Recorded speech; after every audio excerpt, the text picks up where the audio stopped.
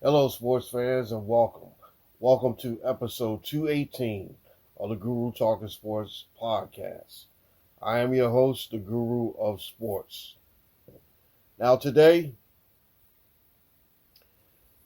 yesterday was the running of the Kentucky Derby, and I wanted to make sure that, like I do all the time, with the major horse races, the Breeders' Cup Final or Classic, the Preakness, the Belmont, and the Kentucky Derby. I always give you guys the results.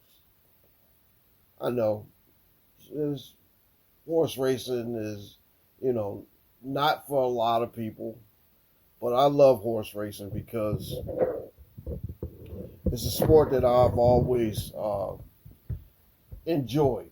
I still get to the racetrack and take a look at the horses. I'm not too far from Delaware Park, so I got a little bit of an advantage to go to racetracks. All right, so here we go. For Kentucky Derby was won by Mystic Dan, and he was 18-1. Now his results was this: 39.22 for the win, $16.32 for the place, and $10 for the show. So if you played him and you played him across the board, that was what you won. The second was Sierra Leone. That paid $6.52 for the place, and the show was $4.64. And I think I won on the place and show money, because I had the other favorite, Fearlessness and Fierceness, one of those, and he came in like 15th, and believe me, that was heartbreaking. And the third horse was the Japanese horse, and it was called Forever Young. And what I usually do, I know, horse racing is not a lot of people's thing, but what I usually do is I listen, I get up, watch a little bit of the preview shows. My goodness, they're on for like 6 hours or so. It's for a 2-minute race. I know a lot of people saying, you can't stick around for 6 hours for a two-minute race, Anyway. It was good. I watched all the, post or pre-game, pre-running stuff there. So, the Japanese horse was Forever Young, and it paid $5.58 to show. All right. So that's for the Kentucky Derby. Now, this is all basketball. This week, because when I'm right, I'm right. I was right about two things, actually three, but who's to say? I'm gonna tell you, I have never in my lifetime seen a series that has so many ups and downs, so many almost near misses, and basically heroics and disappointments and shocking things as I have with this Philadelphia 76ers and the Knicks. This was an amazing series. Now, I told you guys that I took the Knicks at 6. I did. And I did. I was right. Right about that, But see, it's not about me being right. It's about what, in your gut, and know what you want to, you want to tell the people. See, this is what I tried to, this is where I came from. Because years ago, when I was, talking sports with, a lot of people that I work with. They were like, didn't want to hear what I had to say. But the thing about it is that it was telling them the truth. So this is how the guru was born. And, when I worked up in Philadelphia, and basically that's where, all this came from. All right, so, the Sixers, I'm going to start, no, let me start with the Knicks. Knicks won that series. They were the better team. And like I said, they were the 2 seed. Philadelphia was the 7 seed. It was to the point where I thought they were going to close it out in New York Game 5, but he didn't. That was really a mess by the Knicks. Throwing the ball, people not catching the passes, people missing the ball, and, it was just a mess. But you got to explain, I want to explain this, that this series it was an epic series. An epic series. All right, so let me finish talking about Philadelphia. If you keep doing something every single time, over and over and over and over, what are you going to do? You're going to get the same result. All right, so last year, had Doc Rivers. Ran him out of there. Nick Nurse is a, championship coach too. But, he made a couple mistakes that cost them, a couple games. The timeout, and they wasn't able to advance the ball, and I think it was game 3 or something like that, 2 or 3. And then the situation with Joel Embiid, and, now I think that, his time has come, it's running out here in Philly. So, I don't know. I'm not sure what they're going to do with him. I'll get to him later. But anyway, I bet you any amount of money, Jimmy Butler is sitting back smiling, even though he didn't even play in his series against, since Miami got put out.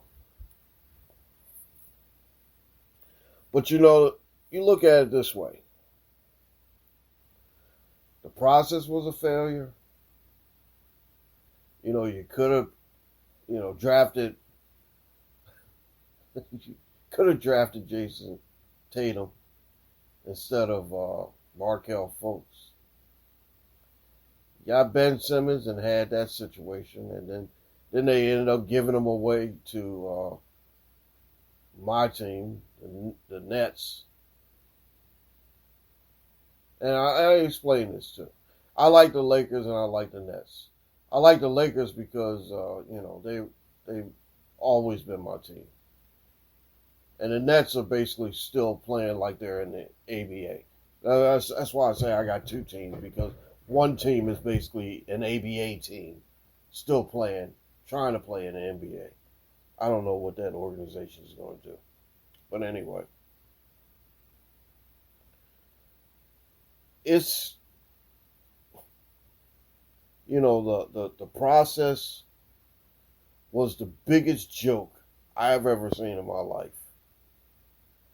Where season after season, you lose, collect all these draft picks, and guess what? None of them's working. Nothing's working, is it? It doesn't work. All right, so like I said, we ran Doc Rivers out because we thought that he was the problem. Nick Nurse is okay. He's a good coach, but guess what? If you run into the same problems every single time, it must be some of the players. Tobias Harris, what did he do in the last game. Me and him scored the same amount of points. Nothing. You know, I just can't understand this. Like I said, Jimmy Butler is laughing his butt off because guess what? They didn't want him. They wanted Tobias Harris, and they got Tobias Harris. And Jimmy Butler said, Tobias Harris over me? Yeah, that's it. Anyway, Lakers Sixers, Knicks Sixers was a really good series. And I still say that the Knicks in 6 games will beat the Indiana Pacers. Joel Embiid is, like I told you last week, he's dirty. But the thing about it is that I didn't see any real leadership from him.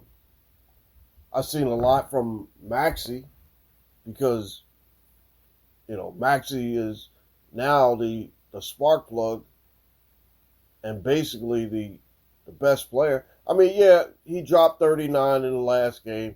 He dropped 50 in one of the games. And basically, that was a lot. But, it seems like a lot of people in Philadelphia, and I've been listening to a lot of different sides, Philadelphia side, New York side. Some of these people just, and then they left the Wells Fargo early because they got blown out. And then, Knick fans come down from New York and turned it into Madison Square Garden South. I tell you, it's something else. You guys need a restart or something, and not going to the process too. But, you need something. Something is not right. Something is not working. Something is broke. Let me try to explain that to you. This continuous thing with Tobias Harris and Embiid, it's not working. It's not working. So much for that. All right, now I told you guys last week, I said this last week, I said by the time I come on this podcast next week, which is today, the Lakers will be put out. Yeah, the Lakers did get put out. And I also told you that, Darvin Ham is going to be fired. Yeah, he's fired. I see these things. Constant change in an organization means constant losing. It's true. It's true. Look at some of the teams that are put out. Like I said, the Sixers, we'll go back to the Sixers again. But, like I said, with the Lakers,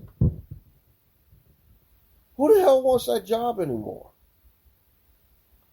The Lakers are basically a joke now. They are. And I hate to say it because, like I said, this is my team. And I'm going to smack and I'm going to, get on and I'm going to, downgrade or say something bad. I'll say something bad about my team because that's my team. They need to hear this. They need to basically hear this. They have something, the same thing with just like the Sixers. They're functionally broke. Something with them is functionally broke. But, everybody's saying, now that LeBron has talked a couple coaches out of their jobs and all, whatever, basically now LeBron has the final say in LA. I just can't understand this. I mean, it's like the Lakers used to be one of the model franchise and the envy of the NBA. Now they're a joke. They're a complete joke. 4 years ago they won the bubble championship. But you know what? That doesn't mean anything. A championship is a championship. I don't care if it's in the bubble or not. And I tell you what basically the Lakers are. They're a joke. They are a joke. And they are this. What's happening over here during whole season, I've been holding it back. It's a complete crap. Yep, it is a complete crap. And believe me, I can't understand it. People used to look at the Lakers and they say, wow, one of those teams that are, one of the model teams of the NBA, and they look good when they come out on the court and everything. Purple and gold, majestic colors, Now,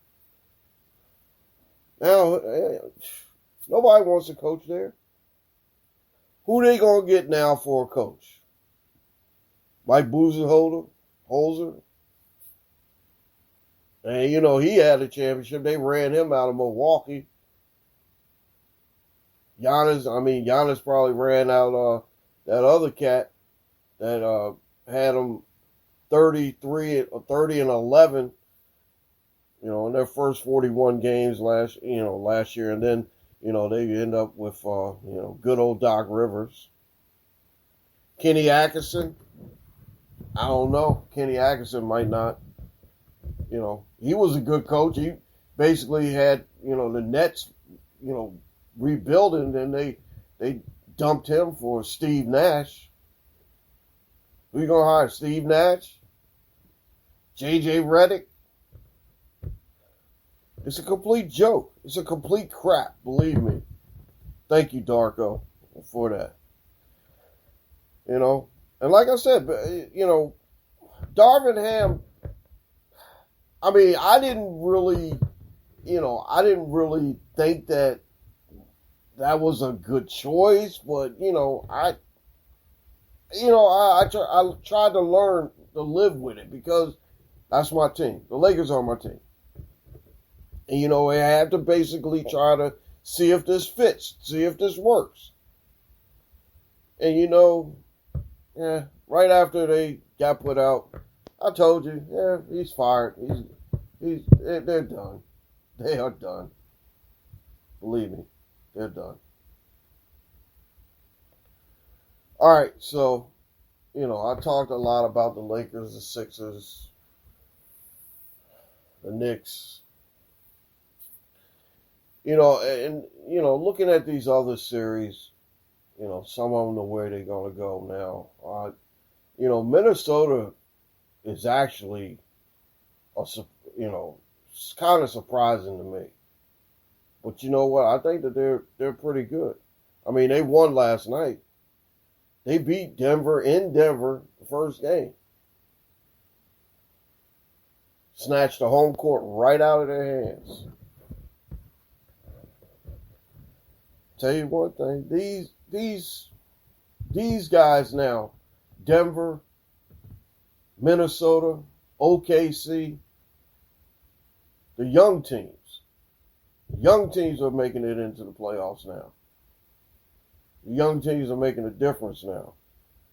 And believe me, Anthony Edwards is just a monster. Dude is just ridiculous.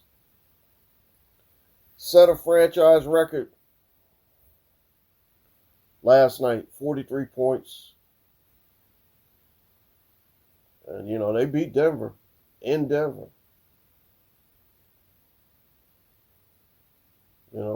After Denver gave the Lakers the gentlemanly sweep out of there, they had to, get a little bit of rest so they can take on this team. And believe me, I think Minnesota had a little bit more rest because they dismissed a team in 4 games, and that was the first time they ever swept somebody, New Orleans or somewhere like that. All right, so I tell you, and watching these finals, watching all these games, watching all these, games and series and stuff like that gave me a lot of thought about what is it what is it that these teams that are broken, a la again Lakers and Sixers, what can they do? And I don't know the answer for it. I really don't. I mean, you can't, what is it that the Lakers need to do? We'll find out the answer soon or so. You know what? I'm gonna, stop it there because, like I said, saying the same thing, and say the constant thing of talking about something, and then it keeps going on around in circles. Doesn't make any sense. I know, like now, I'm tired, and I just want to make sure that I get a little bit of this message out. Like I said, just a little few words that I told you I'm right, but you know what? It's not about being right. It's about being factual and looking at certain things and knowing that you're right.